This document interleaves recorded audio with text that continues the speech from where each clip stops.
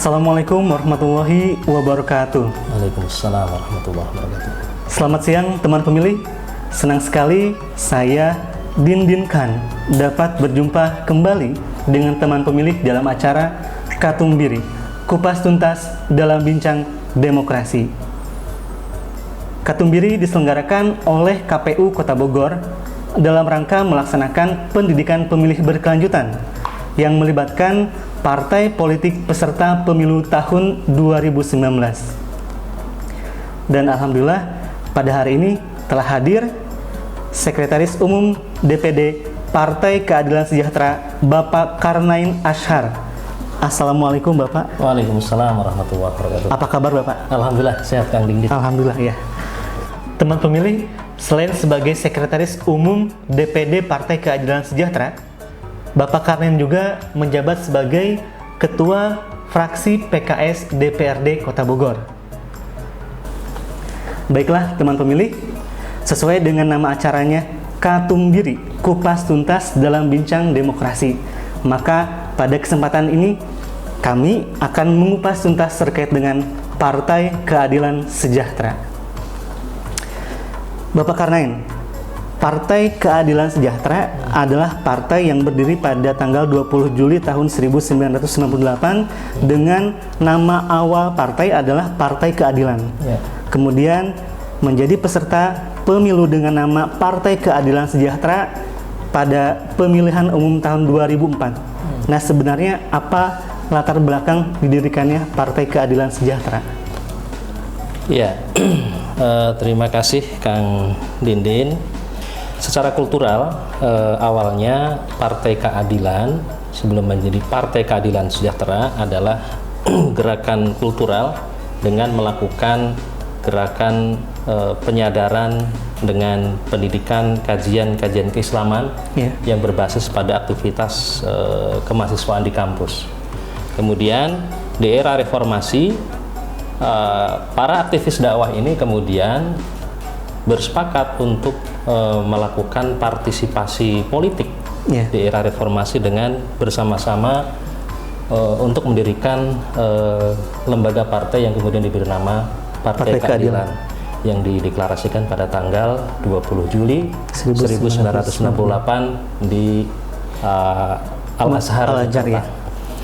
Nah, kemudian setelah pemilu 99 karena berbenturan dengan regulasi tentang pemilu bahwa partai yang tidak bisa melalui electoral threshold 2%, kemudian Partai Keadilan, para inisiatornya menggagas untuk membentuk partai baru sebagai organisasi yang nanti akan diikutsertakan dalam pemilu 2024. Kemudian pada tahun 2003 Partai Keadilan dan Partai Keadilan Sejahtera kemudian berfusi, menggabungkan diri, sehingga dengan kesepakatan itu seluruh aset baik yang tangible maupun intangible dari Partai Keadilan kemudian resmi menjadi milik Partai Keadilan Sejahtera.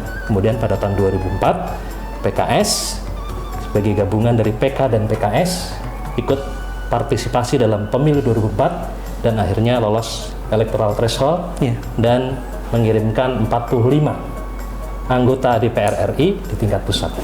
Selanjutnya Pak, ketika suatu partai telah terbentuk tentunya memiliki visi dan misi. Apa visi dan misi Partai Keadilan Sejahtera?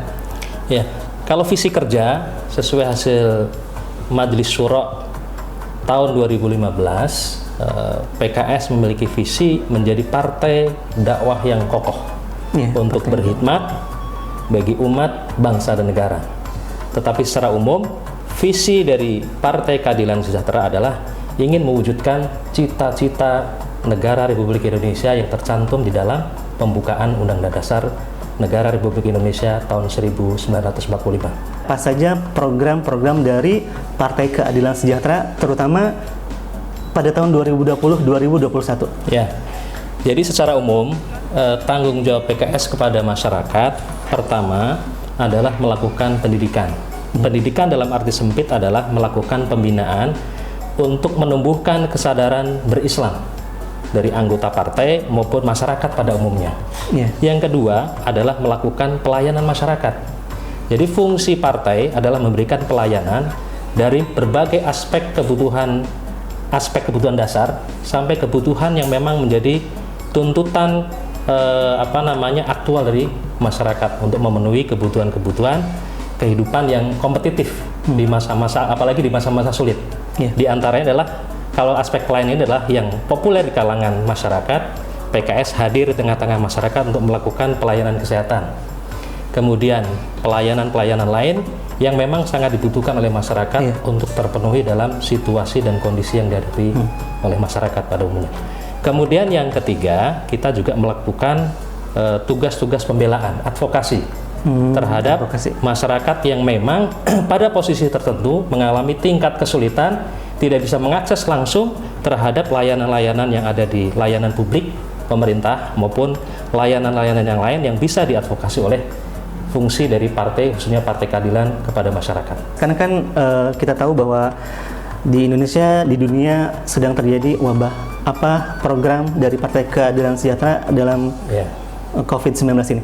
Baik, Kang Didin. Jadi terkait tanggap COVID-19 ini, kebetulan saya juga di internal PKS ditunjuk sebagai Ketua Tim Tanggap COVID-19 DPD PKS Kota Bogor. Secara paralel, saya di DPRD juga mendapatkan tugas yang berat sebagai Ketua Pansus yang membahas tentang pengawasan pelaksanaan tanggap COVID dari pemerintah Kota Bogor.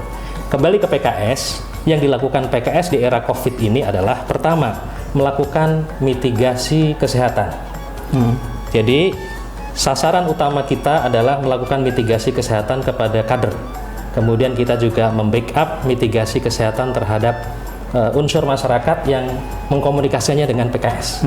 Mitigasi ini dilakukan untuk mengidentifikasi kondisi anggota maupun masyarakat yang mengalami gejala-gejala awal, gejala-gejala ringan, gejala-gejala awal, ataupun dalam situasi tertentu menemukan juga laporan masyarakat yang mengalami gejala berat, ada sesak, kemudian kita advokasi dengan melakukan komunikasi dengan instansi pemerintah, baik ke puskesmas untuk dikomunikasikan dengan surveillance di puskesmas, kemudian kita advokasi juga untuk tindak lanjutnya ke dinas kesehatan maupun kepada rumah sakit umum daerah.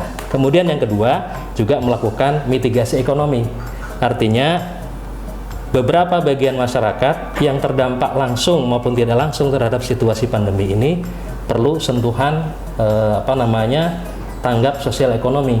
Secara ekonomi kita juga membantu masyarakat yang membutuhkan suplai kebutuhan pokok yang kita identifikasi di klaster-klaster masyarakat tertentu. Kita salurkan melalui struktur di tingkat kecamatan, tingkat ranting atau kelurahan, bahkan tingkat RW. Yang ketiga, kita juga melakukan aksi relawan PKS, yaitu di awal kita banyak merespon permintaan dari masyarakat yang membutuhkan penyemprotan disinfektan. Ya, apakah itu tempat publik, kemudian di dalamnya ada rumah ibadah, kemudian sarana-sarana umum, bahkan rumah-rumah warga yang menyampaikan kepada PKS, kita respon. Dan sumber dana yang kita miliki itu bersumber dari kader dan juga sumber-sumber lain yang secara sukarela memberikan atau menyalurkan bantuannya kepada PKS, dan itu kita salurkan. Terakhir, kami mendapatkan rekap dari penyaluran berbagai bentuk kegiatan itu, termasuk pembagian masker, kemudian hand sanitizer, kemudian bahan pokok, ada juga bantuan dalam bentuk dana tunai kepada masyarakat yang membutuhkan dana tunai, itu di angka 1,6 miliar. Nah, ini semuanya bersumber dari gotong royong anggota PKS dan juga sumber-sumber lain yang disalurkan melalui PKS. Demikian Kang Didin, respon PKS terhadap situasi pandemi COVID-19. Ya betul Pak, jadi ternyata kurang lebih ada 4 langkah-langkah dari Partai Keadilan Sejahtera untuk bisa menangani COVID-19 ini. Namun ternyata memang tidak hanya sekedar menangani saja, menangani secara kesehatannya saja gitu kan ya, tetapi juga sampai pada tanggap sosial ekonomi. Baik Pak Karnain, selanjutnya terkait dengan susunan pengurus untuk di Kota Bogor sendiri, bagaimanakah susunan pengurus DPD PKS? Jadi secara kepengurusan di tingkat kota, khususnya di Kota Bogor, ada 2 lembaga tingkat daerah. Yang pertama adalah Dewan Syariah Daerah sebagai lembaga yang memberikan advis terhadap isu dan konten-konten syariah. Di sini ada unsur ketua, kemudian ada seksi atau kajian, kemudian pembahasan, dan juga yang melakukan eksekusi terhadap pembahasan dari kajian-kajian syariah tersebut. Yang kedua itu ada namanya kalau kita bahasakan lembaga eksekutifnya, tanfizinya itu ada Dewan Pengurus Daerah. Ini strukturnya ada ketua umum, kemudian ada sekretaris umum, ada bendahara umum, dan di masing-masing itu ada wakil atau struktur di bawahnya. Nah, di sini di dalam kepengurusan PKS ada 13 bidang. 13 bidang. Dan kita sesuai dengan ketentuan undang-undang tentang partai politik, kita memberikan ruang 30% kepada unsur perempuan. Nah, bahkan dari 13 bidang di kepengurusan DPD PKS Kota Bogor ada 4 ketua bidang dalam unsur perempuan, yaitu bidang perempuan dan ketahanan keluarga, bidang seni dan budaya, bidang kesehatan dan kesejahteraan rakyat, kemudian bidang buruh, tani, dan nelayan. Nah, itu 4 bidang yang dipegang langsung oleh perempuan, aktivis perempuan. Kemudian terkait kepengurusannya itu apakah sudah sampai tingkat kelurahan atau sampai kecamatan, Pak? Ya, di PKS ini struktur formal terkecil adalah pengurusan di tingkat kelurahan. Jadi tingkat kecamatan kita memberi namanya dengan Dewan Pengurus Cabang, kemudian di tingkat kelurahan kita beri nama Dewan Pengurus Ranting. Nah, kemudian di bawah struktur ranting ini kita punya jejaring koordinator tingkat RW, kita sebut dengan Korwe. Jadi kita punya 6 DPC kepengurusan di tingkat kecamatan, kemudian 68 kepengurusan tingkat kelurahan atau Dewan Pengurus Ranting, dan 720-an Korwe, karena kita belum 100% RW tercover oleh kepengurusan atau perpanjangan tangan di pengurusan ranting di tingkat kelurahan. Baik, Pak Karnain, jika teman pemilih ingin bersilaturahim ke Sekretariat DPD Partai Keadilan Sejahtera, bisa disampaikan alamatnya di mana? Ya, alamat Dewan Pengurus Daerah Partai Keadilan Sejahtera Kota Bogor berada di Jalan Kiai Haji Soleh Iskandar, Kelurahan Cibadak, kilometer 2, RT 3 RW 5. Ini persisnya di Kelurahan Cibadak, Kecamatan Tanah Saryal. Baik, Pak, selanjutnya salah satu fungsi partai politik adalah sebagai sarana rekrutmen politik. Nah, bagaimana cara Partai Keadilan Sejahtera untuk melakukan rekrutmen anggota partai? Jadi kebetulan kami dalam waktu dekat ini sudah mengagendakan acara yang menjadi pintu rekrutmen anggota baru bagi masyarakat yang berminat atau tertarik untuk masuk ke dalam keanggotaan PKS-nya. Kami memiliki sarana rekrutmen yang namanya Sekolah Cinta Indonesia. Nah, ini dalam waktu dekat akan diagendakan pada hari Sabtu 14 November 2020. Nah, ini pagi sampai menjelang duhur. Narasumbernya kita dari pusat langsung Presiden PKS, Presiden Asyik, Ustadz Ahmad Syaihu, dan ada tokoh yang kita jadikan referensi di Kota Bogor dan nasional. Ada Profesor Kiai Haji Didin Hafidzuddin untuk narasumber di bidang pemahaman dan wawasan tentang keislaman, dan nanti akan dibuka langsung oleh Ketua DPD PKS Kota Bogor, Bapak Haji Atang Trisnanto SU MSI. Jadi salah satu pintu rekrutmen kita adalah Sekolah Cinta Indonesia untuk memberikan wawasan tentang kepartean kepada masyarakat, kemudian bingkai Islam sebagai salah satu bingkai yang menjadi landasan pergerakan aktivitas keislaman PKS, kemudian akan dihadirkan dan dibuka untuk masyarakat umum yang ingin bergabung dengan PKS. Pak Karnain, selanjutnya selain sebagai sarana rekrutmen politik, partai politik juga berfungsi sebagai sarana komunikasi politik. Nah, bagaimana cara Partai Keadilan Sejahtera untuk menjembatani antara aspirasi masyarakat dengan kebijakan pemerintah?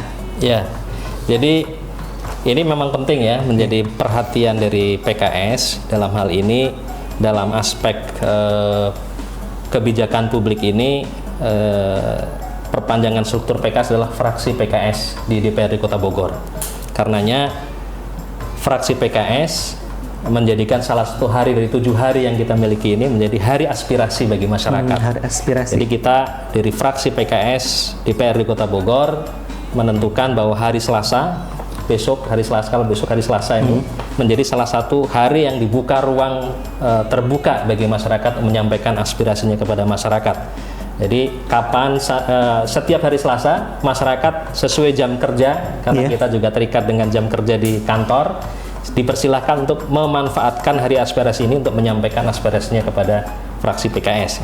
Nah, kemudian kita juga melalui media lain, karena di situasi pandemi ini kita tidak bisa melakukan kumpul massa dalam jumlah yang banyak. Kita juga pernah melaksanakan beberapa kegiatan public hearing dengan portal Zoom Meeting. Jadi masyarakat bisa bergabung, menyampaikan aduan, temuannya di masyarakat, menyampaikan laporannya kepada fraksi PKS tentang keluhan-keluhan terkait dengan pelayanan publik. Yang pernah kita angkat diantaranya adalah terkait dengan lonjakan tarif PDAM di awal-awal pandemi. Kemudian juga lonjakan tarif listrik. Kita juga pernah melaksanakan public hearing terkait dengan penyelenggaraan pendidikan. Bagaimana masyarakat bisa menyampaikan keluhannya tentang bagaimana tetap menyelenggarakan pendidikan berkualitas dan berkelanjutan di era pandemi, termasuk keluhan-keluhan penyelenggara pendidikan, baik tenaga pendidik maupun tenaga pendidikan yang terdampak, termasuk juga para orang tua yang juga mengalami stres ketika menghadapi penyelenggaraan PJJ di rumah. Nah, itu pernah kita angkat dan itu sebagai salah satu saluran penting kita menjembatani komunikasi antara masyarakat dengan kebijakan pemerintah dan kebijakan pemerintah melalui fraksi Partai Keadilan Sejahtera maupun melalui DPD PKS Kota Bogor. Baik Pak Karnayan, selanjutnya berdasarkan Undang-Undang Nomor 2 Tahun 2011 tentang partai politik, bahwa partai politik berkewajiban untuk melaksanakan pendidikan politik.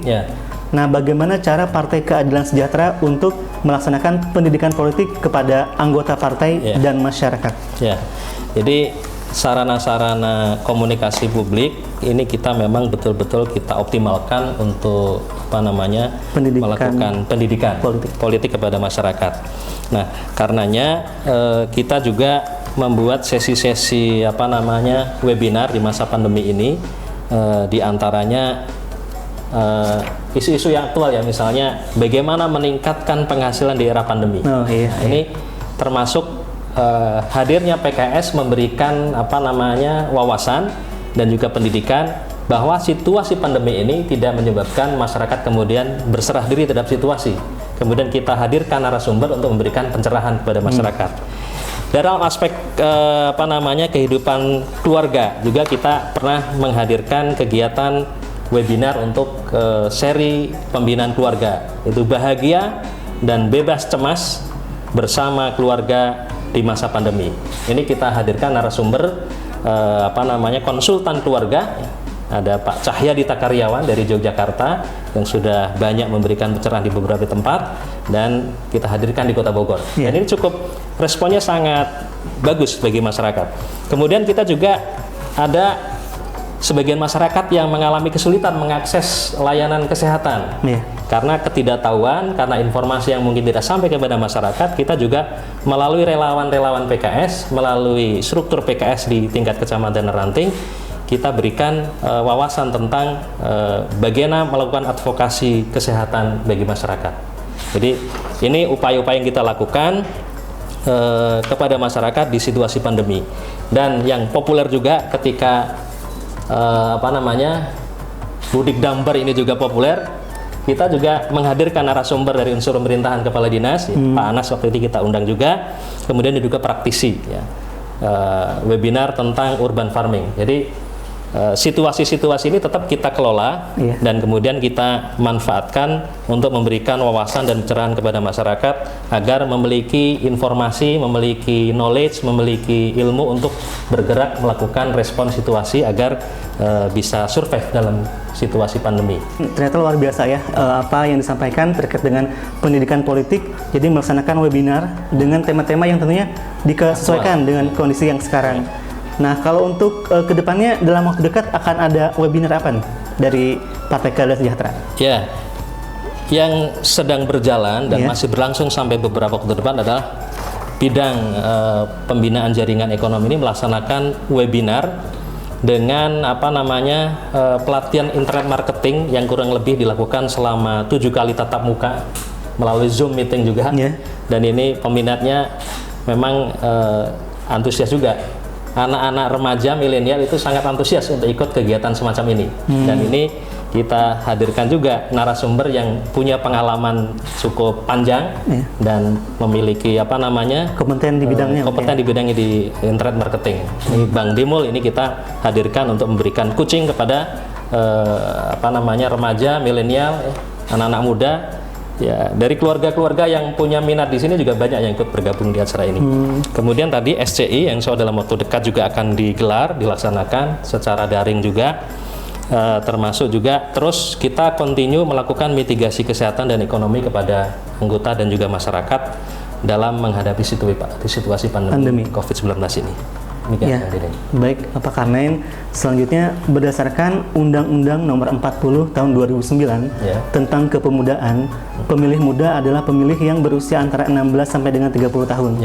Kemudian pada pemilihan umum tahun 2019, jumlah persentase pemilih muda di Kota Bogor mencapai 30,75%. Nah, apa cara Partai Keadilan Sejahtera untuk bisa meraih pemilih muda?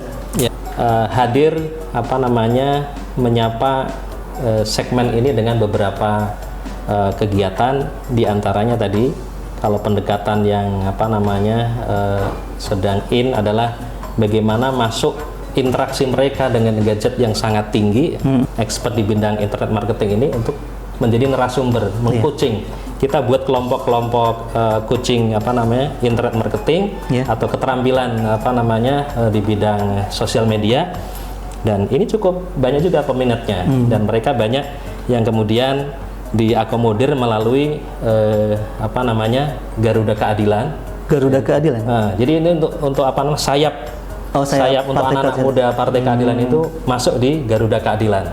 Sebagian ada juga yang masuk ke Gerakan Persaudaraan Pemuda Keadilan, Gema Keadilan. Jadi kita ada Garuda Keadilan, kemudian ada Gema Keadilan. Nah, jadi kalau Garuda Keadilan itu untuk segmen segmen anak-anak dari keluarga kader PKS itu bergabung di situ. Kalau Gema Keadilan lebih luas lagi jangkauan untuk kepada masyarakat umum atau pemuda pada umumnya untuk kita gandeng di kegiatan-kegiatan yang memfasilitasi minat atau bakat dari anak-anak muda. Ya, mereka ada yang tergabung di bikers, ada juga yang kegiatan pencinta alam. Pokoknya sesuai dengan minat mereka. Memang anak muda kan ya, suka dengan sepeda, suka dengan pecinta alam gitu Pak ya. Kemudian tadi ternyata memang PKS sangat mengikuti apa yang diminati oleh pemuda pada masa kini, yaitu dengan yang namanya media sosial, gadget. Memang pemuda sangat menyukai hal itu Pak ya.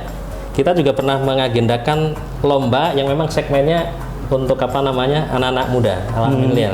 Jadi dengan membuat vlog di momentum tertentu, kemudian mereka mengirimkan, kemudian ada penilaian dari publik, dari masyarakat, dari like-nya, dari komentarnya, kemudian kita pilih yang terbaik dari antara mereka. Baik Pak, tadi terkait dengan pemilih muda, selanjutnya terkait dengan pemilih perempuan nih.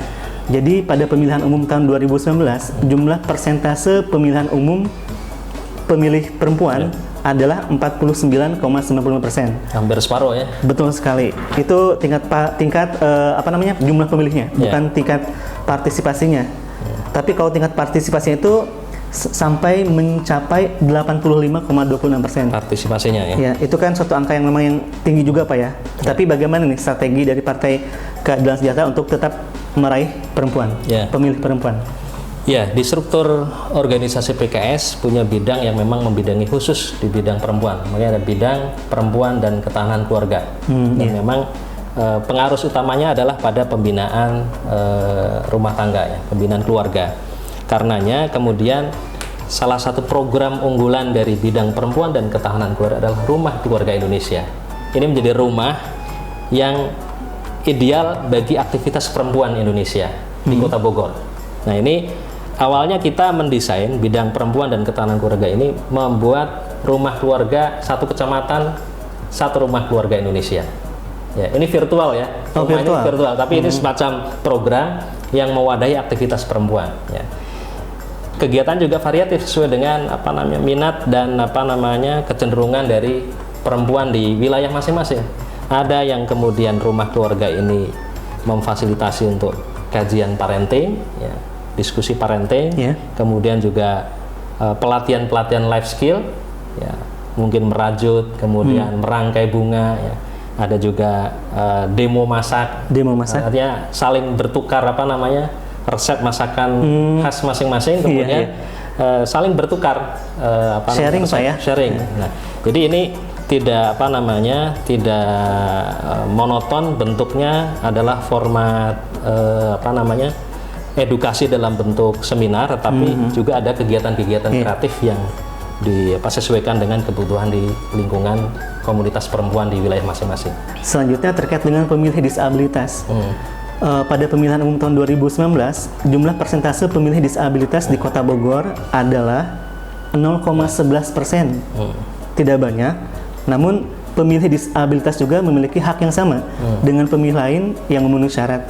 Nah, apa cara strategi dari Partai Keadilan Sejahtera untuk bisa meraih pemilih disabilitas, atau apa program dari Partai Keadilan Sejahtera terkait dengan pemilih disabilitas? Yang jelas kita mendukung upaya-upaya untuk memberikan hak kesetaraan dalam partisipasi politik dan juga dalam peran komunitas disabilitas secara umum.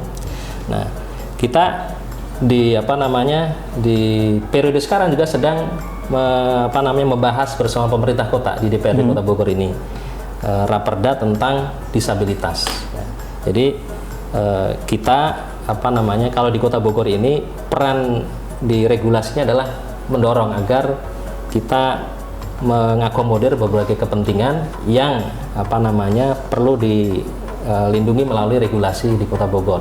Nah, kalau di kota lain kita bahkan kalau nggak salah di Cimahi di Kota Bandung bahkan ada caleg dari PKS yang dari unsur disabilitas. Artinya kita memberikan ruang ketika ada kapasitas dan ada kemauan untuk berperan langsung, kita PKS terbuka untuk semua golongan. Dengan hasil pemilihan umum tahun 2019 bahwa jumlah perolehan suara dari Partai Keadilan Sejahtera adalah 103.890 suara terbanyak di Kota Bogor, kemudian menghasilkan 10 kursi.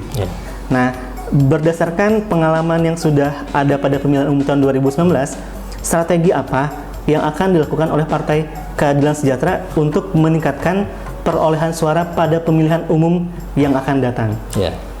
Yang pertama, kita tetap kembali kepada masyarakat, membangun komunikasi yang berkelanjutan, berkesinambungan dengan masyarakat, karena masyarakat jangan sampai merasa mereka dikunjungi, didatangi, kemudian mendapatkan janji-janji politik pada event elektoral saja. Nah, sehingga di masa-masa pasca pemilihan kita tetap melakukan komunikasi dengan memanfaatkan agenda reses DPRD, misalnya DPRD provinsi dan DPR RI, kemudian kita menyapa mereka, tetap menyapa.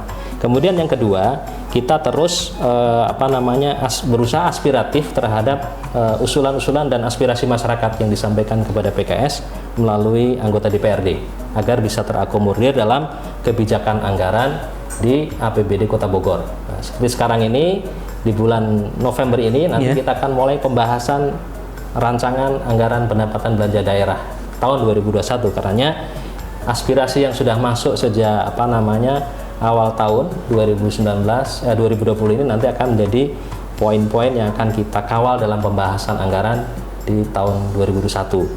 Nah, kemudian kita juga berusaha menghadirkan inovasi di situasi pandemi ini agar masyarakat tidak merasa ditinggalkan. Iya. Karena kita tadi hadir dengan mitigasi ekonomi, mitigasi kesehatan, aktivitas kerelawanan, hadir di tengah-tengah situasi sulit masyarakat untuk menjawab kebutuhan mereka sesuai dengan kemampuan sumber daya yang kita miliki. Dan kita tentunya ke depan akan berusaha terus aktif melakukan pendidikan politik, pendidikan masyarakat, melakukan peran-peran pelayanan, juga melakukan advokasi, sehingga kita harapkan masyarakat akan bersama-sama dengan PKS ikut membangun Kota Bogor untuk Bogor yang lebih baik. Apa yang ingin Pak Karnain sampaikan kepada teman pemilih? Baik, teman-teman yang berbahagia, kami mengajak kepada teman-teman untuk bergabung bersama PKS, karena PKS meyakini bahwa semakin besar dukungan masyarakat kepada PKS, akan semakin besar pula apa yang bisa diperbuat oleh PKS untuk Kota Bogor yang lebih baik. Dan PKS juga meyakini PKS tidak mungkin sendirian ikut partisipasi dalam pembangunan Kota Bogor. Karenanya PKS berusaha untuk menjadi perekat di antara entitas politik di Kota Bogor, berangkulan dan bergotong royong, berkolaborasi dengan entitas politik yang lainnya untuk bersama-sama membangun Kota Bogor yang lebih baik. Ayo lebih baik bersama PKS. Assalamualaikum warahmatullahi wabarakatuh. Waalaikumsalam warahmatullahi wabarakatuh. Baik Pak Karnain, terima kasih atas kehadirannya. Terima kasih atas sharingnya. Semoga Pak Karnain dan Partai Keadilan Sejahtera semakin sukses. Amin, amin. Terima kasih, Kang Didin. Baik teman pemilih, demikianlah acara Katumbiri untuk kali ini. Semoga acara ini bisa seperti pelangi yang memberikan warna-warna yang indah di langit demokrasi di Indonesia. Terima kasih atas perhatiannya. Mohon maaf atas segala kekurangannya. Saya Dindin Khan undur diri. Danau Katumbiri, Gunung Himalaya. Tonton Katumbiri terus ya. Wassalamualaikum warahmatullahi wabarakatuh.